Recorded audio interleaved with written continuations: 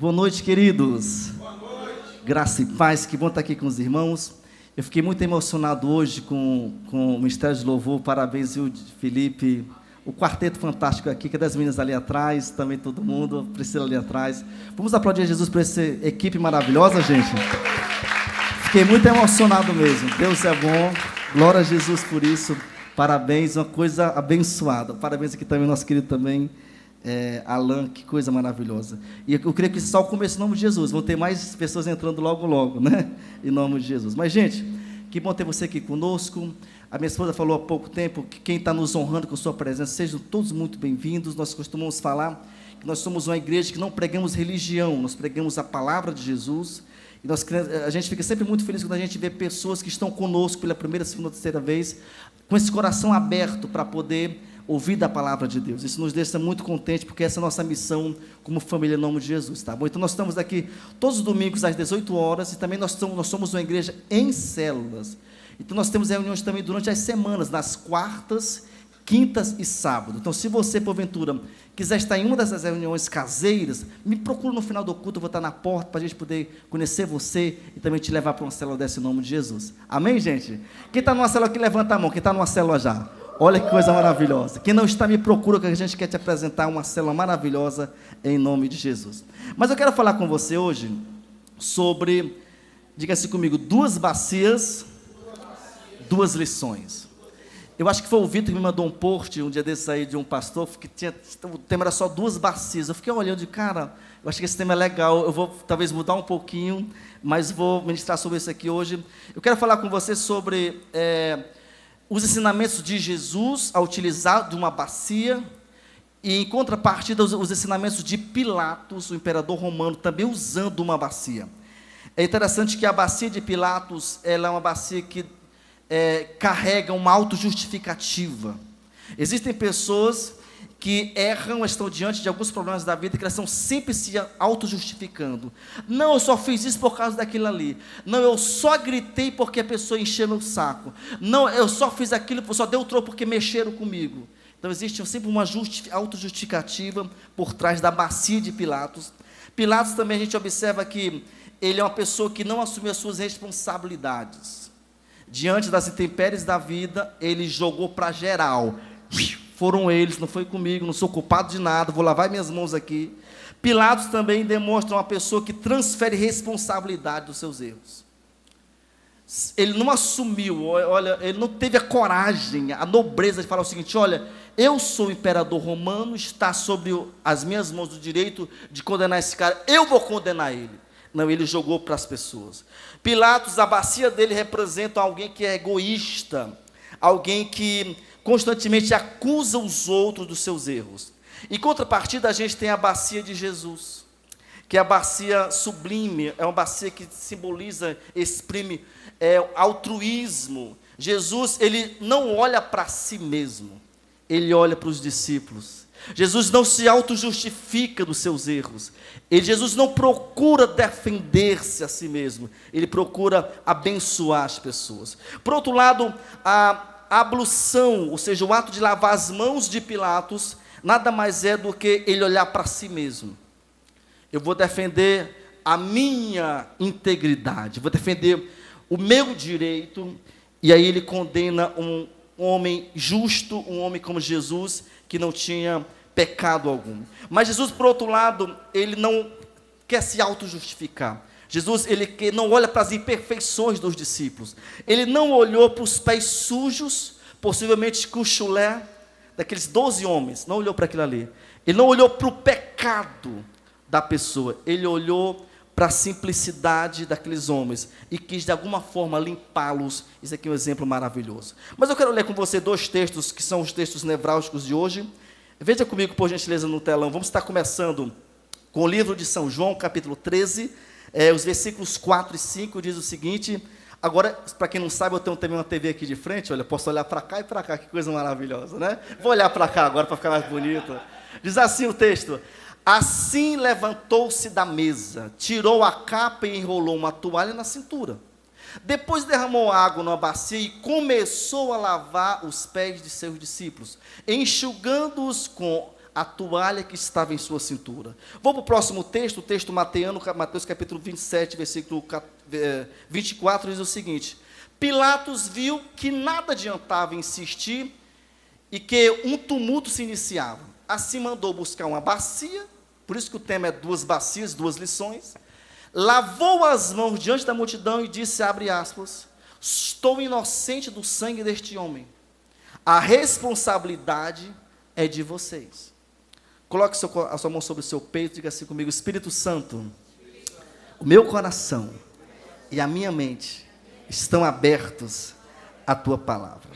Queridos, eu quero exprimir com os irmãos hoje algumas lições aqui. Primeira lição, veja comigo no telão: lavar as mãos é uma tentativa fracassada de eximir-se de qualquer responsabilidade. Então, o ato de lavar as mãos, de não assumir os seus problemas, é uma maneira fracassada. Olha só, Pilatos usa esse lavar as mãos como artifício de autodefesa. É interessante que ele lava as mãos, ele joga a culpa para a galera. Ele joga para a multidão que estava inquieta, incansável, querendo, incentivada pelos fariseus, que eram os religiosos da época, bora matar esse cara, pede a morte dele, pede a cabeça dele. Então, ele joga isso para a galera. Agora, é interessante, veja comigo o próximo versículo bíblico, João 19:10, diz o seguinte: então Pilatos o advertiu, não me respondes? Não sabes tu que eu tenho autoridade para te soltar e autoridade para te crucificar? O contexto desse versículo aqui, Jesus começa a ser interrogado por Pilatos. E aí, você realmente Pilatos pergunta para Jesus, você é culpado mesmo? Você é um criminoso mesmo? Qual foi esse problema? Você pode falar agora? E Jesus permanece calado. E Pilatos, ele é muito claro em falar o seguinte: olha, eu tenho autoridade jurídica, eu tenho todo o arcabouço jurídico para poder soltar você agora, ou para poder mandar você para a crucificação. Então observe, ele sabia que ele era o responsável. Agora, irmão, sabe o que acontece? Pilatos, ele tinha o poder de prender e de soltar Jesus, um inocente. É interessante, eu não coloquei aí, mas você pode notar, por favor. Durante 3 versículos no livro de Lucas, capítulo 23, os versículos 4, 14 e 22, Pilatos vai falar o seguinte: eu não vejo crime algum neste homem. Lucas 23, 4, 14 e 22, não vejo crime algum nesse homem. Ele conversa com os fariseus, conversa com os acusadores, não vejo crime algum nesse homem. Então, ele sabia, por todas as letras, que Jesus era inocente, e ele sabia que ele tinha autoridade jurídica de prender ou soltar Jesus. Agora, é interessante também, que no Mateus capítulo 27, versículo 19, diz o seguinte: e estando ele no tribunal, estava lá atendendo os fariseus em processo de julgamento de Jesus, sua mulher mandou-lhe dizer, não te envolvas com este homem, porque hoje em sonho eu sofri muito por seu respeito. Deixa eu abrir um parênteses aqui. Quem é casado aqui? Os homens, os alfas, que coisa boa. Olha só, nós homens, nós temos que saber o seguinte: quando nós temos uma mulher sábia, diga assim comigo, mulher sábia, nós temos que aprender a ouvi-la. Observe, ele estava no julgamento, a mulher chama um servo, vem cá, diga pro Pilatos, para ele não se meter nessa encrenca. O servo vai lá, a mulher do Senhor está dizendo para o Senhor não se meter nisso não, deixa esse homem solto, esse homem inocente. E Pilatos, mais uma vez, ele permanece o quê? Irredutível no processo de julgar e de condenar Jesus. Irmãos, olha só, como fugir da culpa se eles tinham convicções que Jesus era inocente?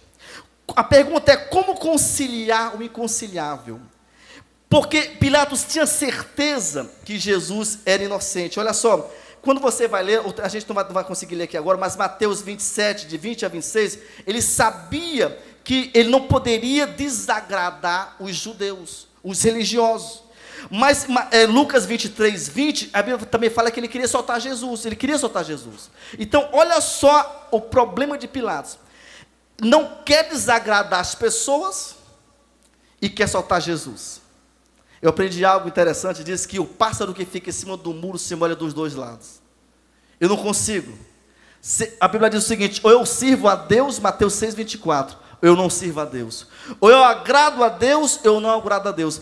Chegaram para Pedro, Pedro falou o seguinte: me importa que nós agrademos quem? A Deus e não a homens. Pilatos quer ser democrata e fica em cima do muro e não consegue de alguma forma resolver a situação. Mas veja comigo, no próximo texto aí no slide, Marcos capítulo 15, versículo 15, ele diz o seguinte: então Pilatos, querendo contentar a multidão, soltou-lhes o quê? Barrabás. E após mandar açoitar Jesus, entregou-o para ser crucificado. Vocês sabem que naqueles tempos, nesse período de festa que estava tendo lá em Israel, podia soltar um preso.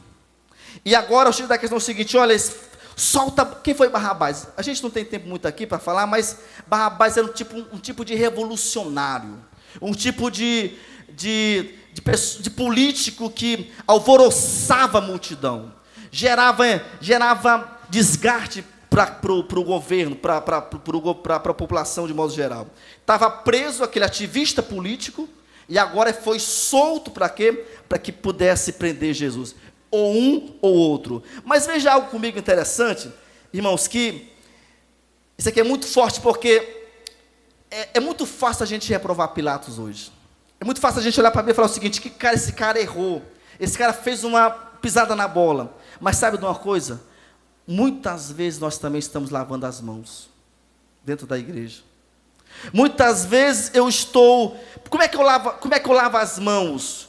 Como Pilatos lavou. Eu sei o que é certo e faço o que é errado. Eu sei o que eu não devo fazer e eu continuo fazendo aquilo que eu não devo fazer. Eu estou lavando as mãos na bacia de Pilatos. Agora, quando a gente vê a história, Pilatos fala o seguinte: olha, eu estou inocente do sangue desse homem. Mas quando a gente vai para a história, o imperador Caio relata dos anos 37 a 41, que Pilatos entrou numa profunda tristeza, ao ponto que essa tristeza levou ao suicídio. Então a história relata que esse homem deu cabo da própria vida, porque ele não conseguiu aguentar o processo de trair um inocente. John Stott fala o seguinte, que o clamor, o pedido, a vontade, a pressão da multidão levaram Pilatos a autorizar a morte de Cristo. Então olha só, Pilatos ouviu o clamor, ouviu o entusiasmo, ouviu a euforia das pessoas, e o que acontece? Sentenciou um justo como Jesus.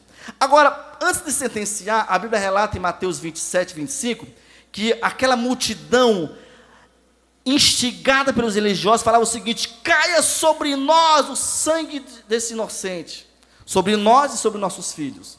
Eu quero abrir um parênteses aqui, eu quero recitar um texto de Fritz Heinecker.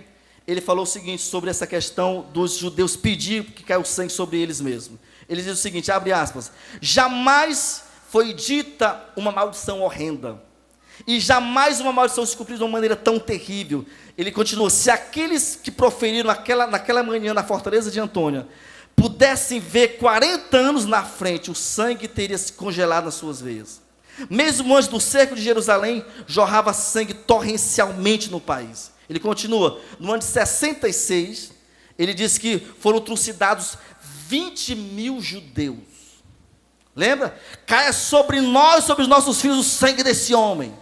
Em 66, 20 mil judeus foram mortos. Ele continua: em Citópolis, os sírios endureceram-se e foram massacrados 13 mil judeus. Ele fala o seguinte, que toda a região, as aldeias em Alexandria, os bairros foram saqueados. Só em Alexandria, 50 mil judeus morreram no primeiro século. Caia sobre nós o sangue desse inocente. Ele continua que na conquista de Gamala pelos romanos foram mortos até mesmo os bebês. Ele falou o seguinte, que mais cruel foi o massacre em Jerusalém. Ele disse que naqueles tempos do primeiro século, ainda no final do primeiro século, 500 pessoas por dia morriam e eram colocadas em cruzes. Ao ponto que diz que acabaram as madeiras para fazer tantas cruzes em Jerusalém. Olha só, caia sobre nós e sobre os nossos filhos o sangue desse inocente. Irmãos, não se pode tomar uma decisão neutra com Cristo. Não se pode. Vamos trazer para os nossos dias. Eu não posso estar na igreja e no mundo. Eu não posso estar servindo a Deus e servindo o diabo simultaneamente. Eu não posso. O problema de Pilatos foi o seguinte: ele quis ser neutro. Ele tentou ser democrata, tentou lavar, se eximir, se desculpar, mas ele não conseguiu fazer isso. Então, olha só, nós temos que assumir uma responsabilidade de defender Jesus. Diga assim comigo: nós precisamos assumir uma responsabilidade de defender Jesus. A pergunta é: como eu defendo Jesus? Dando bom testemunho. Olha só, nós lemos a Bíblia, mas as pessoas leem nossas vidas. Como é que eu defendo Jesus? Quando eu trago pessoas para Cristo. Você já trouxe alguém esse ano para Cristo? Amém? Já trouxe alguém? Olha só, como é que eu defendo Cristo? Quando eu cuido muito bem do novo convertido. Como é que eu ajudo, como é que eu defendo a Cristo? Quando eu me envolvo em algum ministério da igreja. Nós temos vários ministérios aqui, nos procure. Eu estou defendendo o Evangelho. Segundo ponto: quem lava suas mãos na bacia de Pilatos sempre culpa os outros. Irmãos, terceirizar a responsabilidade é desde os preâmbulos da existência humana. Os irmãos conhecem que lá no Éden, a mulher culpou o homem culpou a mulher culpou a cobra, enfim, uma transferência de culpa. Observe que Pilatos, ele transfere. Irmão, vamos entender o seguinte, que eu conheço o caso de um rapaz que eu acompanhei anos atrás. Esse rapaz culpa o pai com veemência pelo seu insucesso profissional. Meu pai é culpado porque eu quis fazer isso, eu quis fazer aquilo, ele me mandou fazer aquilo ali. Então, você observa na sociedade, às vezes marido culpando esposa, pais culpando filho culpando o pai, uma transferência de quê? De responsabilidade. Isso aqui nada mais é do que práticas claras de quem lava as mãos na bacia de Pilatos. Agora, olha só, eu não posso culpar.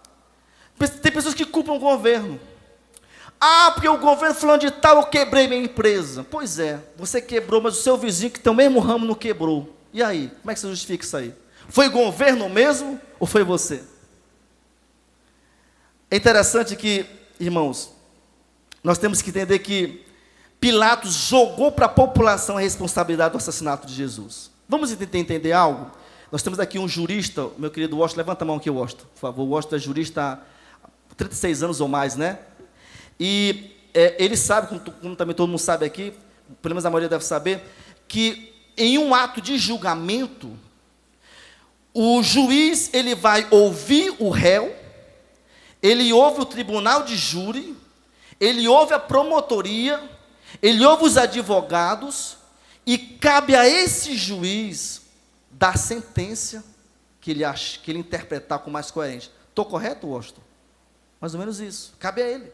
Então, não tem arcabouço jurídico para que esse juiz Pilatos fale o seguinte: olha, são eles, não fui eu, são eles são os responsáveis. Então diga assim comigo: eu não vou lavar minhas mãos na bacia de Pilatos. Agora a pergunta é: você quer lavar suas mãos? Quem quer lavar as mãos daqui? É verdade, quer lavar as mãos? Não, sério. Não é pegadinha. Não é na bacia de Pilatos. Quem quer lavar as mãos aqui? Olha só, eu tenho que lavar as mãos onde? Nessa bacia, né? Lavar as mãos onde? No sangue de Jesus. A gente cantou aqui agora que é esse sangue que nos purifica de todo o pecado, que nos exime de toda dificuldade. Terceiro ponto, vamos agora entender um pouquinho a segunda bacia, que é essa que nos interessa. Eu quero que a gente falou dois pontos de Pilatos, vamos entender agora os pontos de Jesus, o nosso grande mestre. Veja comigo no telão, a bacia de Jesus nos remete o que, gente? A ação. Essa bacia nos tira da mediocridade. Essa bacia nos leva a nos levantarmos, a termos a ação de tirar, de desenrolar, de ir para frente. Veja comigo, por favor, João capítulo 13, versículo 4. Olha só o que diz aí. Eu vou estar lendo com vocês na nova versão transformadora. João 13, 4. Assim levantou-se da mesa, tirou a capa e enrolou uma toalha na cintura. 3 verbos de ação: levantar, tirar e enrolar. Irmãos, levantar da mesa é algo interessante, porque a mesa é um lugar de conforto, de fartura, sim ou não? O que é a mesa para os nossos dias hoje? É muitas vezes eu sair da minha zona de conforto, daquilo que para mim talvez do meu sono, talvez da minha cama, talvez do meu apartamento, sair da inércia. Eu saí daquela zona de aconchego e eu saio em direção de quê? Em ajudar alguém. E eu acho interessante porque Deus nos chamou com essa missão. E essa missão não é uma missão só para um pastor, é uma missão para a comunidade cristã. Quando você vê, por exemplo, Mateus capítulo 28, você vê os versículos 19, ide por todo o mundo. O comissionamento é geral, é holístico, é para todos. Diga assim comigo, comissionamento é para todos. Então, olha só, Jesus, ele levanta da mesa, ele assume uma postura de quê? De servir os seus discípulos. Irmãos, o segundo ponto aqui interessante desse versículo, que a Bíblia diz que ele tirou a capa e enrolou uma toalha. O que é uma capa? A capa é uma vestimenta que tem muito a ver com a pessoa, com a personalidade da pessoa, tem a ver, por exemplo, com os recursos que a pessoa tem. Quem tem mais dinheiro, até hoje eu sei que tem mais dinheiro, tem a tendência de vestir-se melhor do que quem não tem muito dinheiro. É uma tendência mercadológica. Jesus, a Bíblia diz que ele tirou a capa, ou seja, ele tirou. A capa pode simbolizar também coisas externas e visíveis e palpáveis. Pode ser, por exemplo, o nosso dinheiro. Pode ser a nossa posição social. Pode ser, por exemplo, os nossos talentos, a sabedoria que eu tenho. Isso é a capa que está sobre mim, que é visível para as pessoas que estão à minha volta. A Bíblia fala que Jesus tirou essa capa e ele pegou o que, gente? Diga assim comigo, toalha. Ele pegou uma toalha. Então, olha só, isso aqui é muito forte. Por quê? Porque a toalha nada mais é do que um simbolismo de servidão. É um simbolismo de serviço, de trabalho. Eu acho muito interessante que Jesus, ao fazer isso, ele não deixa de ser Deus. Ele não deixa de fazer parte da deidade. Mas ele se abdica daquele momento de usufruir de todo o arcabouço da Trindade para poder servir aquele discípulo de uma maneira extraordinária. Isso aqui é muito forte, você pode ler depois isso em Filipenses 2, versículos 8 a 10, fala que ele se humilhou tanto até a morte e morte de cruz. Então diga assim comigo, Jesus se humilhou tanto até a morte e morte de cruz. Então a toalha, meus irmãos, é um simbolismo forte de você trocar os títulos pelo serviço no reino de Deus. Diga assim, títulos, serviço. Empresário, famoso, rico, enfim, muita gente nas redes sociais troca tudo isso aqui para simplesmente servir a Jesus e as pessoas. Veja comigo no telão uma frase que a gente colocou. Ministério é serviço, não ser visto. Olha só, a toalha deve ser respeitada mais do que a capa. O serviço é mais importante do que o título, ou então do que a própria posição que a gente muitas vezes enfrenta. Diga assim comigo, a toalha deve ser mais respeitada do que a capa. Gente, no mundo não é assim. O que o mundo quer? A capa. O que é a capa? O Instagram, tudo é perfeito, tudo é lindo, todos os casais são felizes, todo mundo vive quase que dentro de um céu. Aquilo ali é capa, aquilo ali é o externo. O evangelho, a gente não tem que estar preocupado com o externo, nós temos que estar preocupados em ter uma toalha na mão. Ou seja, eu troco os meus títulos pelo serviço no reino de Deus. Quarto ponto, Jesus lava os pés dos discípulos. Gente, ninguém melhor do que Jesus para poder ensinar a respeito do serviço cristão. Jesus, ele nada mais do que isso, ele quebra todos os paradigmas da religião. Como é que ele quebra? Simplesmente com 2 utensílios, uma bacia e uma toalha. E é interessante, só para você entender um pouquinho, que com esse gesto, ele ensina os discípulos a humildade.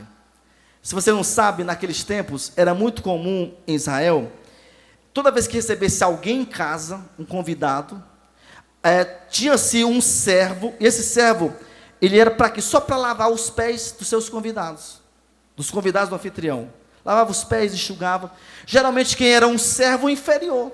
Vamos dizer que o cara tinha 10 empregados. Aquele empregado mais simples, talvez aquele menos talentoso, era aquele que ia lavar os pés, porque não exigia muita qualificação. Geralmente, as pessoas que serviam o vinho eram mais qualificados, que serviam o pão, mais qualificados, quem lavava os pés era um servo muito inferior.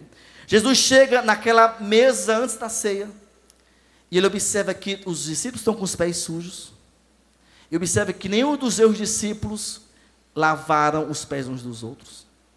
E ele pega uma bacia e uma toalha, e nos ensina algo extraordinário. É interessante que D.A. Carson falou que os discípulos ficariam muito felizes em lavar os pés de Jesus. Qualquer um dos 12, segundo a visão de D.A. Carson. Lavavam todos. Mas por que eles não lavavam os pés uns dos outros? Porque eles sabiam o seguinte: não, eu não sou inferior ao fulano de tal, então não vou lavar os pés deles. E Jesus falou o seguinte: olha, eu não estou preocupado com a questão da posição social.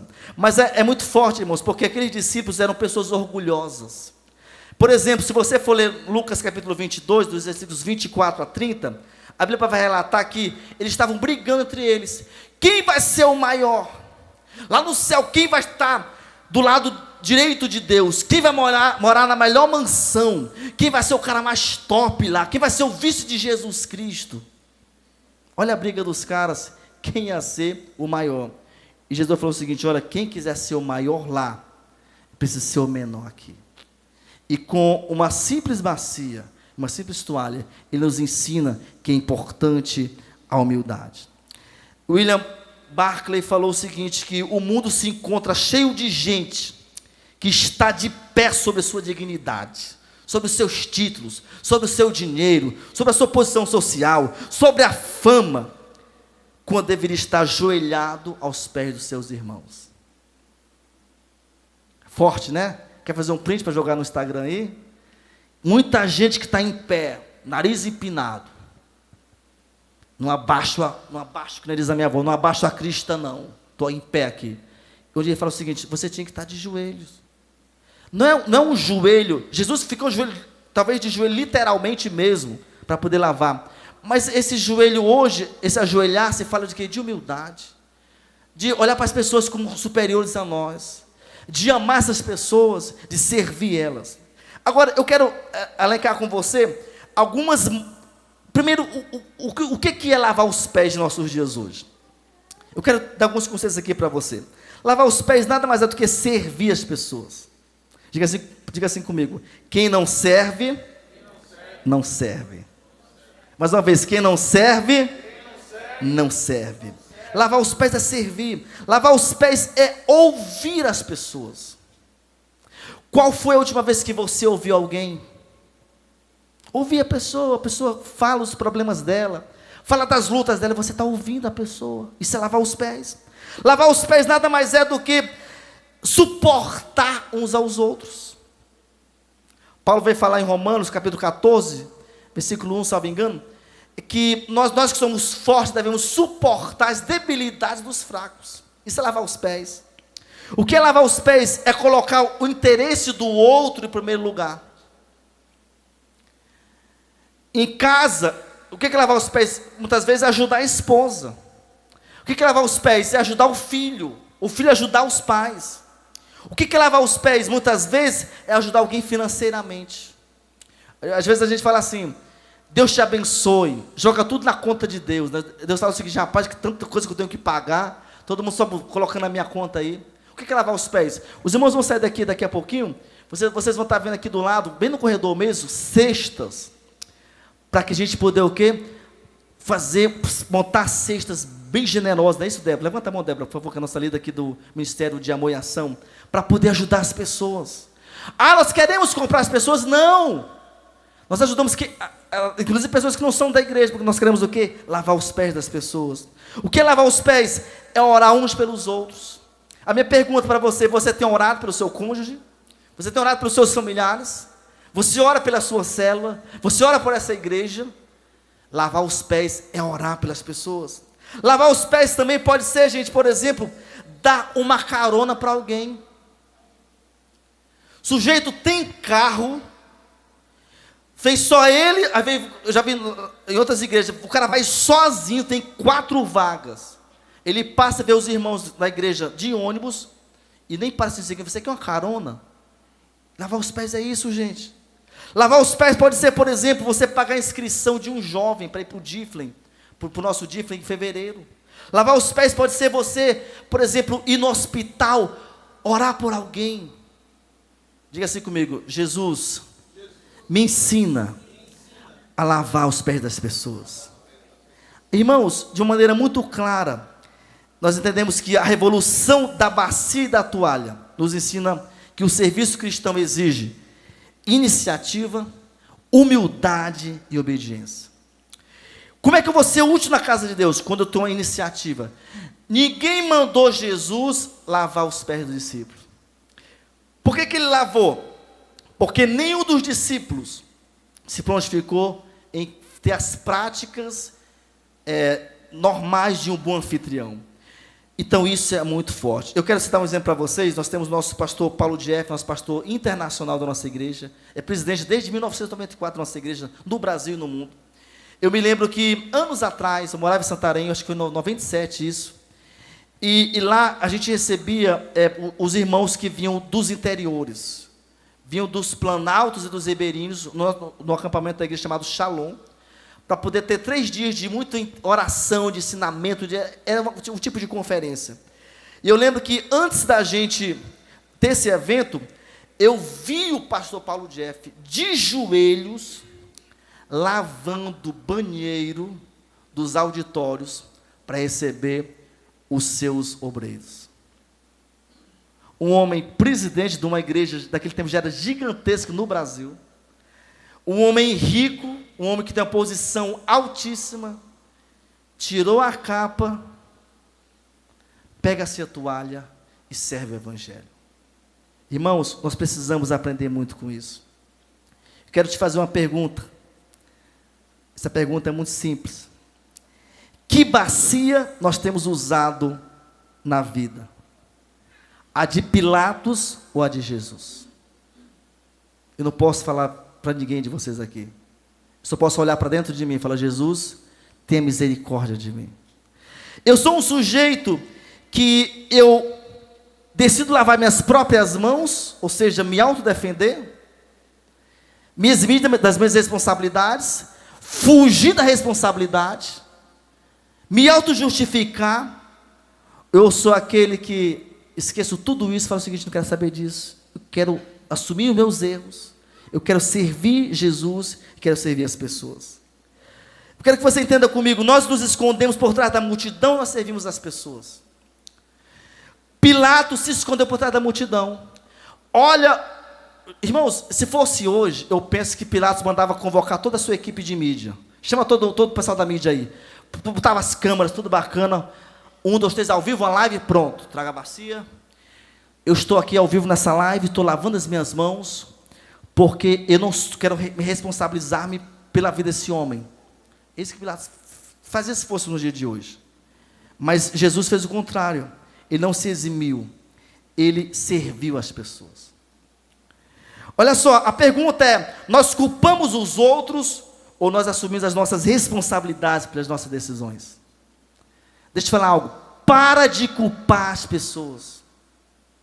Eu estou cansado de ver pessoas na igreja, eu estou na igreja a minha vida toda, cansado de ver pessoas: fulano de tal é culpado, o Brasil é culpado, o político é culpado, o pastor é culpado, culpado, sendo vítima de coisas que não vai mudar a vida dela. Diga assim: eu decido assumir as minhas responsabilidades. Irmãos, Pilatos usou a bacia com água na tentativa de se eximir, lavando suas próprias mãos manchadas com o sangue do inocente. Em contrapartida, Jesus não lava as suas mãos. Ele lava os pés dos discípulos. Ele nos ensina uma maneira nova, uma maneira louvável, íntegra, de que humildade e amor ao próximo é o nosso caminho. Jesus fez o bem, ele escolheu a vontade de Deus, ele deu sua vida na cruz do Calvário. Você sabe que não foi fácil. Vamos nos colocar no lugar de Cristo aqui. Irmãos, eu não consigo entender como era eu saber que daqui a poucos minutos alguém vai chegar para me prender, e eu saber toda a trajetória que vai acontecer nas horas seguintes. Pensa comigo, porque Cristo não deixou de ser Deus. Ele era Deus na sua essência, e o homem também na sua essência, na sua naturalidade. Ele sabia do que ia passar, mesmo assim, ele não fugiu. A Bíblia diz que ele estava lá no Monte das Oliveiras, orando, levou seus 3 discípulos, seus 3 amigos, João, Pedro, Tiago, ora comigo, e angustiado, chegavam os caras dormindo, acorda, angustiado. Pensa comigo, ele olhar assim, poxa, 3 amigos mais perto que eu tenho, nem nesse momento consegue sentir a dor que eu sinto, não consegue entender o que eu estou passando. Mesmo assim, ele não decidiu lavar as mãos, ele decidiu lavar os pés. Sabe de uma coisa para a gente finalizar? Cristo lavou todos os nossos pés. Sabia disso? Uma vez que ele morreu na cruz do Calvário, ele nos lavou, nos purificou e nos ensinou que nós devemos fazer isso pelo próximo. Então, eu quero que você reflita nessa noite. Qual bacia eu estou usando na vida? A de Pilatos ou a de Cristo? A da autojustificação, me eximir das minhas responsabilidades, ou eu estou diante do Evangelho dizendo, Jesus, me faça um missionário na tua casa, me faça um servo na tua casa. Que bacia eu estou usando? Fique em pé, por favor, em nome de Jesus. Quero chamar aqui o Ministério de Louvor para a gente poder ter um momento de adoração. A nossa ideia, meus queridos irmãos, não é trazer, e nunca vai ser acusação para nenhum de nós, mas é uma reflexão de que eu não posso ficar em cima do muro. Eu não posso ser tão democrata de achar que vou agradar a todos. Ou eu agrado a Cristo, ou eu agrado o diabo. Ou eu solto Barrabás, ou eu prendo Cristo.